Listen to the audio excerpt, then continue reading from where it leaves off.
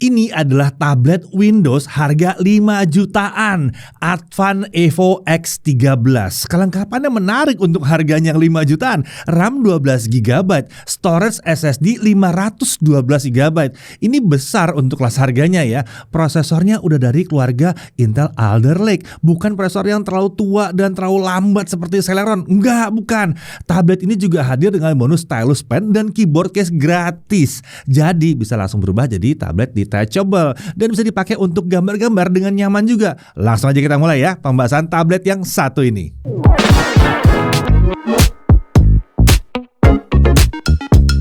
Oke, tablet Windows harga terjangkau ya. Sebelumnya kita udah sempat bahas Advan Evo X16 yang terbilang terjangkau untuk apa yang ditawarkannya.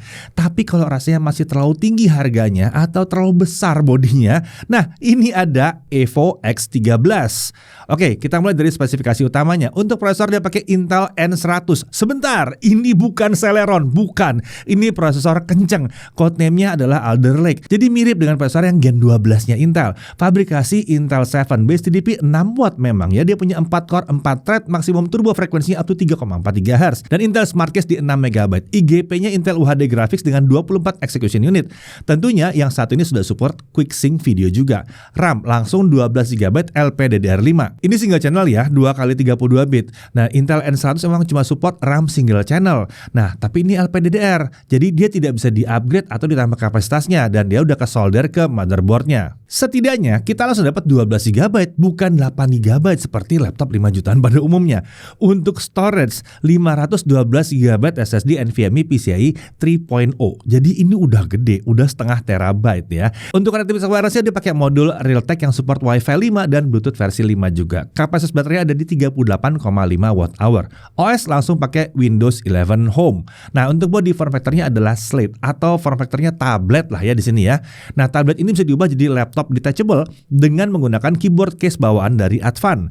Untuk materialnya ini metal tapi bukan yang full metal, masih ada campuran polikarbonat juga di sana sini. Untuk desain secara standar tablet ini seharusnya dipegang di orientasi horizontal seperti yang ini ya. Nah, Evo X13 ini mirip banget dengan Evo X16 tapi bukan yang benar-benar sama persis.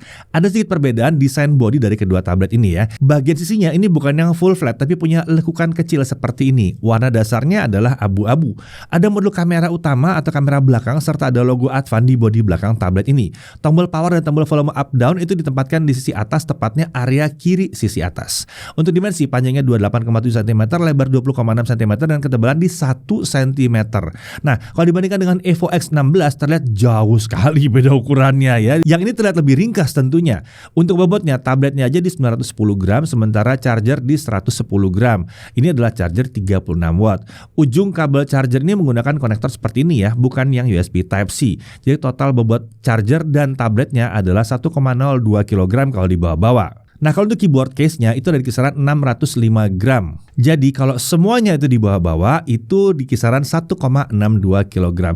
Ini terbilang sedikit lebih berat dibandingkan rata-rata laptop 13 inci kelas terjangkau yang ada saat ini. Tapi secara umum total bobot ini belum bisa dikatakan berat juga ya.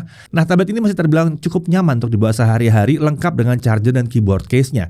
Untuk display panelnya adalah panel IPS ukuran 13 inci. Resolusinya 2160 x 1440 pixel. Jadi rasionya 3:2. Nah, berdasarkan ujian kami tingkat kisaran maksimalnya itu di kondisi ruangan itu mencapai 300 nits dengan gamut coverage di 95% sRGB dan gamut volume di 101,3% sRGB. Jadi layarnya sudah menawarkan saturasi warna yang terbilang oke ya. Udah cukup lah ini untuk ngedit warna di foto dan video juga ya. Mau dipakai untuk nonton juga udah oke. Bingkai layarnya cukup tipis di sisi kiri dan kanan, tapi atas dan bawahnya memang agak relatif tebal ya.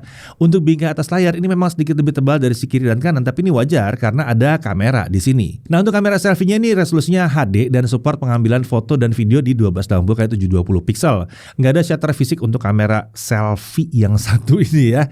Ada juga kamera utama di bagian belakang ya. Ini adalah kamera 5 megapiksel dengan resolusi maksimum di 2592 x 1944 pixel untuk rasio 4:3. Kalau untuk 16:9 resolusinya jadi mencapai 1920 x 1080 pixel alias sekitar 2 megapiksel. Sementara untuk mikrofon ini ditempatkan di tepi bingkai atas layar di area kanan kamera. Nah, untuk kemampuan kamera dan mikrofonnya kurang lebih seperti ini. Oke, kita nyobain kameranya Advan Evo X lagi, tapi ini untuk yang ukuran layar 13 inci. Ini kameranya beda ya sama yang 16 inci kemarin. Gimana? Ini kita pakai kondisi di studio, dan lampu studionya nyala semua. Ini untuk kamera yang menghadap ke arah kita yang di atas layar ya, atau kalau di handphone banyak yang bilang kamera selfie. Nah sekarang kita pindah ke kamera utama atau kamera yang ada di belakang. Ini bisa resolusinya lebih tinggi dari yang di kamera selfie tadi ya. Dan dari tadi tuh yang waktu tes kamera selfie sama tes kamera ini, kita semua ngerekamnya pakai mic bawaan dari si Advan Evo X13 ini. Jadi gimana kualitas suaranya? Nah sekarang kita lanjut untuk tes noise cancellingnya seperti apa. Ya, seperti yang teman-teman lihat, saat ini saya sedang berada di pinggir jalan untuk uji mikrofon dari tablet Advan yang satu ini. Dan dari yang teman-teman dengar juga, di sini sayangnya suara background masih dapat terdengar ya, tapi setidaknya suara saya juga masih terdengar dengan jelas di sini. Oke, untuk audio, tablet ini dilengkapi dengan 2 buah speaker, satu di kiri dan satu di kanan tentunya ya. Untuk volume suaranya terbilang mencukupi, bukan yang lantang-lantang banget, tapi masih terasa pas lah untuk penggunaan pribadi. Sementara untuk kualitasnya secara umum, detail yang ditawarkan terbilang mencukupi juga ya. Sesuai dengan kelas harganya, tone yang dihasilkan terasa agak dark tapi memang di sini. Nah, untuk konektor, di kiri ada satu audio combo jack 3,5 mm, lalu ada 2 USB 3.2 Gen 1 yang Type A, yang besar. Iya, yang besar. Lalu di kanan ada satu DC input dan ada 2 USB Type C. Ya, USB Type C-nya itu dekat dengan DC input yang mendukung standar USB 3.2 Gen 1. Ini juga bisa digunakan untuk charging dan display output. Sementara USB yang satu lagi itu hanya mendukung standar USB 2.0 saja tanpa dukungan untuk charging dan display output. Beralih ke bawah, di sini ada konektor untuk koneksi pogo pin yang ada di keyboard case. Nah, sekarang kita bicara keyboard case-nya. Nah, keyboard case bawaan paket penjualan Advan Evo X ini hadir dengan warna dasar abu-abu ya. Desainnya mirip dengan keyboard case di Evo X16, hanya yang ini tentunya lebih ringkas. Terlihat ada mekanisme untuk masang tablet ke keyboard case dengan pogo pin di area tengah. Untuk keyboardnya ini tidak pakai numpad, wajar karena laptop 13 inci kan biasanya juga nggak ada numpadnya ya. Nah, untuk travel distance terasa mencukupi dengan feel yang mirip dengan laptop tipis pada umumnya. Tombol arah panah kiri dan kanan untuk ukurannya itu sama besar seperti tombol lainnya, tapi untuk atas dan bawah itu hanya separuh. Nah, saat kami coba untuk ngetik, keyboard ini masih terasa relatif nyaman dengan ukuran tombol dan jarak antar tombol yang terasa cukup pas lah. Tentunya ini tidak akan senyaman mengetik di laptop biasa ya, tapi secara umum ini udah terbilang memadai lah untuk mengetik. Ada touchpad yang ditempatkan di bawah area keyboard. Ini juga menarik di sini. Touchpad ini punya ukuran sekitar 10 kali 5,7 cm. Posisinya itu terasa cukup centered dengan tombol spacebar, hanya sedikit lebih lebar ke kanan dari tombol spacebar. Nah, saat ngetik, telapak tangan kanan kita masih bisa masuk sedikit ke area touchpad. Untungnya terasa ada palm rejection yang terasa cukup berfungsi di sini ya. Jadi saat kita ngetik senggol-senggol dikit itu kursornya nggak gerak-gerak. Nah, area keyboard case yang terpasang ke sisi belakang tablet itu dirancang untuk dilipat dan digunakan sebagai stand untuk tablet ini.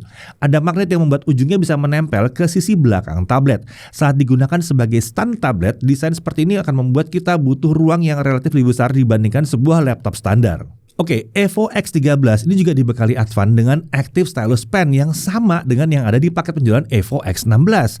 Stylus ini support 4096 pressure level dan menggunakan satu baterai 4A. Saat kami coba, stylus ini terbilang menawarkan respon dan akurasi yang relatif lumayan baik ya, dan terasa lumayan nyaman saat digunakan menggambar di layar Evo X13. Nah, untuk sistem pendinginnya, laptop ini tentunya tidak pasif ya, dia pakai sistem pendingin aktif, jadi masih ada kipas di dalamnya. Ini harusnya membuat performa N100-nya jadi lebih optimal. Nah, sekarang mari kita lihat di aspek performanya. Kita coba langsung konsistensi performa pakai Cinebench R23 selama setengah jam. Untuk skor maksimumnya kita mendapatkan 2719 poin. Sementara skor yang saya pertahankan ada di 2600 sampai 2700 poin. Jadi ya emang nggak jauh beda dari skor maksimalnya tadi. Nah, untuk suhu kerja, suhu prosesor itu bisa dijaga di kisaran 67 sampai 71 derajat Celcius selama pengujian 30 menit. Ini terbilang masih bagus ya di sini ya. Nah, kalau kita pakai baterai aja gimana? Kita nggak colok listrik. Nah, kita coba lepas konektor dan kita coba jalankan lagi Cinebench R23. Skor yang bisa dipertahankan itu ada di kisaran 2400-an poin juga. Jadi cuma beda sedikit saja dengan saat kita hubungkan ke colokan listrik. Bagus ya, konsisten performanya. Oke, langsung aja kita coba kalau kita pakai buat ngedit video bagaimana pakai Adobe Premiere ya. Nah, pakai video yang 2 menit 7 detik resolusi Full HD kita ekspor ke YouTube 1080p 60 fps dengan software Only dalam waktu 8 menit 25 detik. Sementara kalau kita pakai GPU acceleration via OpenCL hasilnya adalah 5 menit 39 detik. Untuk suhu kerja di pengujian dengan OpenCL ini, di awal suhu sempat menyentuh 67 derajat Celcius, tapi kemudian stabil di kisaran 62 sampai 65 derajat Celcius sampai pengujian selesai. Jadi adem banget. Tapi kayaknya software kayak gini agak berat ya. Jadi kita pindah ke CapCut Video Editor. Nah, ini pakai video yang sama ya, 2 menit 7 detik dengan resolusi Full HD 60 fps. Kalau kita ekspor ya, kita dapat waktu 3 menit pas. Nah, ini udah lebih enak nih, udah lebih dekat dengan durasi videonya ya. Nah, untuk suhu kerja lagi-lagi di di awal suhu bisa mencapai 67 derajat Celcius, tapi kemudian turun ke kisaran 60 derajat Celcius aja. Jadi masih adem banget. Oke, tentunya kalian mau tanya juga kalau gaming bagaimana? Masih bisa lah game tipis-tipis dan hasilnya adalah kurang lebih seperti ini.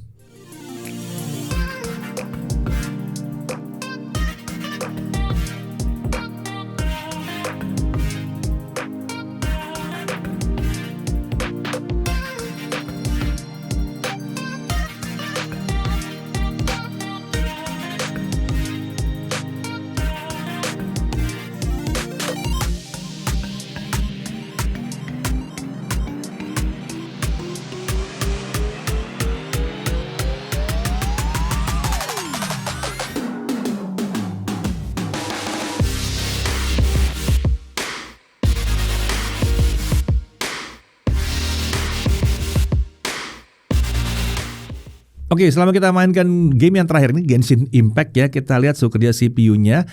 Di sini suhu terlihat dicoba dipertahankan di kisaran 60 sampai 65 derajat Celcius. Sesekali aja kita bisa lihat sedikit lebih dari 65 derajat Celcius. Ini terbilang tidak tinggi dan suhu terjaga dengan baik sekali. Sementara untuk permukaan bodi tablet tidak terasa ada panas yang mengganggu. Apalagi kalau kita lagi main game sih, biasanya tablet segede gini kan nggak dipegang-pegang begitu ya, ditaruh aja. Oke. Nah, lanjut untuk pengujian storage dengan Crystal Dismark. Kita dapatkan kecepatan bacanya ada di 2280 MB per second dan tulis di 1903 MB per second. Bukan hasil pengujian yang terbilang super kencang, tapi ya nggak bisa protes juga mengingat harga tablet ini. Dan kalau dibandingkan dengan SSD yang kelas SATA, itu kan cuma di sekitar 500-an MB per second ya. Jelas ini udah 4 kali lipat lebih kencang.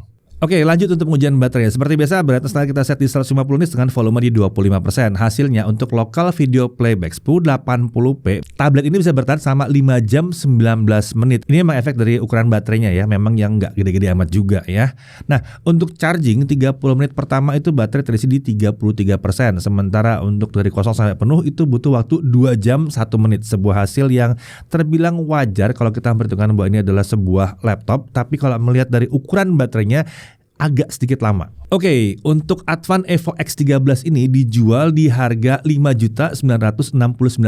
Jadi ini memang lebih terjangkau dibandingkan Evo X16.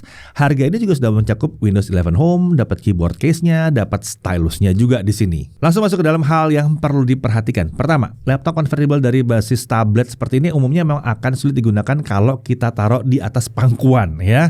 Jadi ini bukan benar-benar bisa jadi laptop. Lap itu kan berarti pangkuan kita ya. Nah, lalu dia juga butuh ruang yang agak lebih besar dibandingkan laptop standar saat ditempatkan di atas meja kalau kita mau pakai keyboard dan stand-nya. Lalu untuk RAM dan storage-nya ini nggak bisa di-upgrade, tapi untuk kelas harganya sih RAM 12GB dengan storage 512 itu udah bisa dibilang besar sebetulnya. Kemudian untuk baterainya dia cuma 38 Wh, jadi memang belum menawarkan daya tahan baterai yang luar biasa hebat di sini ya. Dan belum ada bundle Microsoft Office. Walaupun kalau mau install Office ya, yang full version bisa di sini, nggak ada masalah. Dari sisi menariknya, ini tablet Windows dengan harga yang terjangkau banget. RAM udah 12GB, untuk harganya dia bukan dapat yang 8GB. Storage juga udah SSD dengan kapasitas yang besar di 0,5 TB. Prosesornya udah memadai untuk kelas harga tablet ini. Nggak ada tuh nyendat-nyendat berat-berat lambat-lambat itu nggak ada. Udah asik di sini. Bobot secara keseluruhan juga masih nggak terlalu berat. Konektor juga cukup banyak di sini. Ada 2 USB Type A, ada 2 USB Type C, dan ada juga konektor DC. Jadi keempat USB tadi bisa kita pakai dengan bebas. Layarnya udah IPS dan kualitas tampilan yang mendekati 100% sRGB, jadi udah mantap. Ada kamera juga utama di belakang yang bisa merekam video sampai Full HD di sini. Ada keyboard case dan stylus dalam paket penjualan, dan stylusnya juga terbilang nyaman digunakan ya. Pertanyaannya, Advan Evo X13 ini jadi cocoknya buat siapa? Ya sama seperti Evo X16, yang satu ini akan cocok untuk yang cari tablet dengan OS Windows. Tapi karena harga Evo X13 ini lebih rendah, harusnya akan bisa dijangkau oleh lebih banyak orang lagi. Tablet Windows atau mungkin suka dibilang sebagai laptop detachable, ini terbilang jarang ya, apalagi di harga serendah ini dengan spesifikasi yang masih nggak bisa dibilang murahan juga di sini ya. Nah, buat yang cari tablet untuk kerja, ini terbilang memadai untuk aplikasi-aplikasi kantoran dan editing yang sederhana. Kalau buat sekolah atau kuliah atau tugas-tugas standar ya, ini juga tentunya bisa. Mau dipakai buat gambar-gambar, ini terbilang bisa dipertimbangkan juga, apalagi kalau butuhnya gambar-gambar di tablet Windows ya. Sementara untuk edit video, selama kalian pakai CapCut dan resolusinya di 1080p juga masih nggak ada masalah. Jadi Advan Evo X13 ini walaupun harganya terbilang terjangkau, tablet ini masih punya kemampuan yang memadai untuk berbagai aktivitas kita. Singkatnya, ini adalah tablet yang sangat layak dilirik untuk kalian yang mencari tablet Windows yang terjangkau. Saya Deddy Irfan, Jagat TV TV.